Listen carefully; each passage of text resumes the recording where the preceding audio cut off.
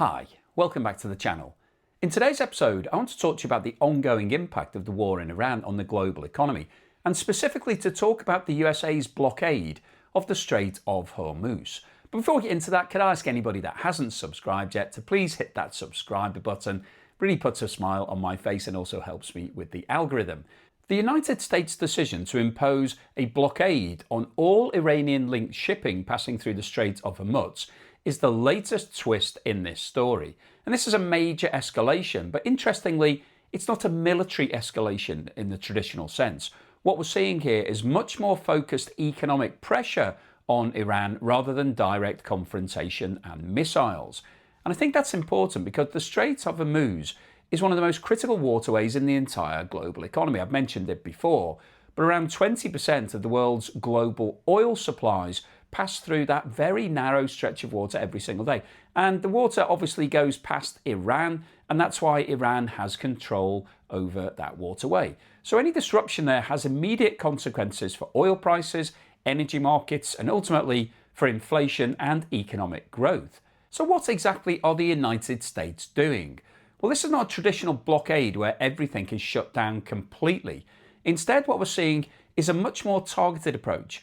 The US Navy is focusing on specific vessels, particularly those that have docked at Iranian ports, loaded Iranian oil, or are suspected of transporting Iranian goods. So basically, they're trying to stop anything leaving Iran that could be sold and therefore cut off Iran's income. In practical terms, that means the US forces are stopping ships, inspecting cargo and documentation, and in some cases threatening seizure of those vessels if they're found to be breaching the sanctions.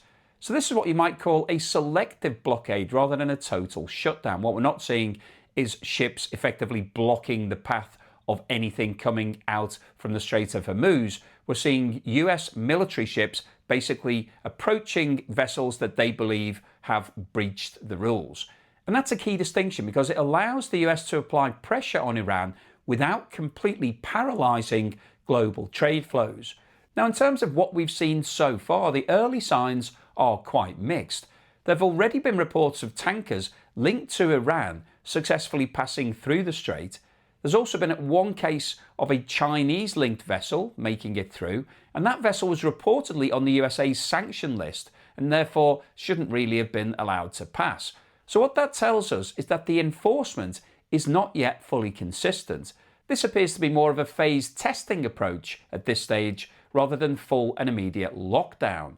And that could well be deliberate because if the USA wanted to completely shut down all traffic, it would likely have taken a much more aggressive stance from day one. Instead, what we're seeing looks like controlled pressure being applied, possibly to avoid triggering a wider escalation or causing panic in the global market. So this looks like a much more measured approach than it could be taken. And this brings us to what is probably the most important point of all, which is the shift in strategy. Up until now, most of the focus in this conflict has been on military escalation, missile strikes, retaliation, and so on. But the latest move represents a shift towards economic warfare. Instead of directly attacking Iran militarily, the US is now targeting its economy, and specifically its ability to export oil. And oil is absolutely critical to Iran. It's one of the main sources of revenue for the country. So if you can restrict that flow, you're effectively targeting the financial lifeline of the Iranian economy.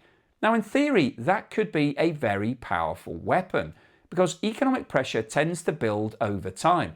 It doesn't have the immediate impact of military action, but it can be much more sustained and potentially more damaging in the long run.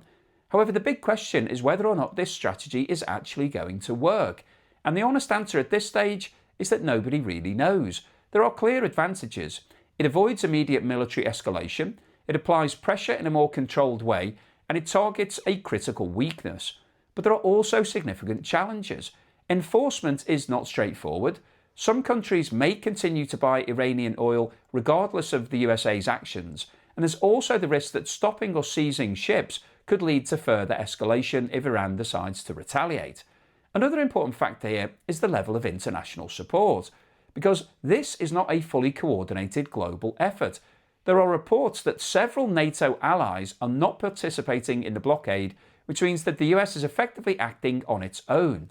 And that weakens the overall effectiveness of the strategy, because without broad international cooperation, there are always going to be gaps and loopholes. Now, one of the more surprising elements of all of this has been the reaction of the financial markets. Despite what is clearly a very serious development, markets have actually remained relatively calm. We've seen oil prices fall back below $100 per barrel, equity markets are holding up reasonably well, and some cautious optimism is starting to appear. And the reason for that seems to be that investors are focusing on the possibility of renewed negotiations. There are signs that both sides may be open to further talks, and the hope is that some form of truce or diplomatic solution could still be reached. So for now, markets are not pricing in a worst case scenario.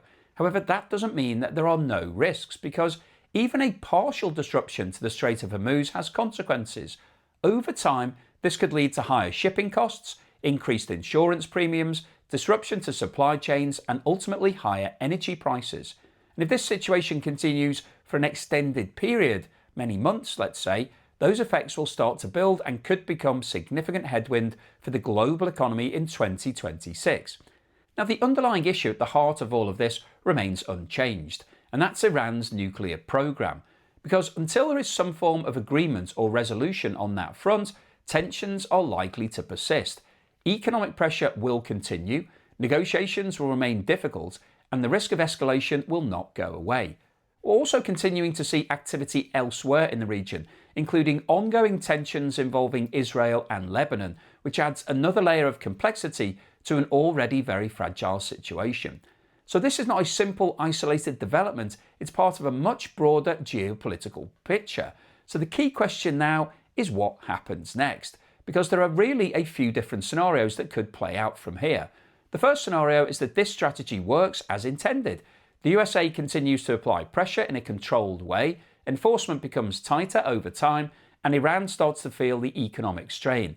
That could potentially bring Iran back to the negotiating table, particularly if oil revenues start to fall and the broader economy comes under pressure. In that situation, what you would expect to see is a gradual de-escalation, more talks, more diplomacy, and potentially some form of agreement, even if it's only temporary. And if that does happen, markets would likely respond very positively. Oil prices could fall further, equity markets would rally, and confidence would start to return. The second scenario is that enforcement remains inconsistent. Some ships continue to pass through, countries like China continue to buy Iranian oil, and the overall impact is more limited. In that case, this becomes a long-running situation rather than a decisive move. The pressure is there, but it's not enough to force a breakthrough. And that could actually be quite damaging in a different way, because it creates prolonged uncertainty. Businesses don't like uncertainty, markets don't like uncertainty, and that can weigh on investment, growth, and overall economic activity over time. And then there's the third scenario, which is escalation, because anytime you start stopping ships, inspecting cargo, and threatening seizures, there is always the risk that something goes wrong. A confrontation at sea, a miscalculation, or a deliberate response that could quickly escalate the situation. And if that happens, then you move away from economic pressure and back towards direct military conflict, which is something that markets are clearly hoping to avoid at this stage. So at the moment, we're in a very delicate situation. The strategy might work, but it's not guaranteed. It could drag on, which could create longer-term economic problems, or it could escalate, which would introduce a whole new level of risk. And that's why this situation is important to watch over the next coming days and weeks, because the direction of travel from here will have a major impact not just on what happens in Iran, but on the whole of the global economy. So hopefully you found today's video useful, informative, and most importantly, thought-provoking. If you have liked what I've said, or maybe you didn't like it, but you thought it was interesting, then please give me a thumbs up. Please subscribe to the channel if you haven't done so already. Don't forget, I'm currently running my competition where you can win my property or a cash alternative prize. Please scan the QR code on the screen now, click the link in the description below if you'd like to get involved. It's a fun way of helping to fund the channel. Thank you so much to everyone that's supported me in other ways. If you bought me a coffee or sent me a YouTube super thanks or signed up as a patron or a member, thank you so much for that support. It really does help to keep me focused and making as many videos as possible. I've mentioned it before, but the Joe and Naz channel is now live, and our latest video, which was a trip to an afternoon tea, is something that I think you'd enjoy. We need your support. It's early stages. We still haven't got to that level where YouTube recognizes us as being monetized. So if you could help out, if you could go over, watch the video, maybe subscribe and watch some of the other videos, that would be fantastic. That would really help us out. I think those videos will put a smile on your face, and here's something else that will also do that.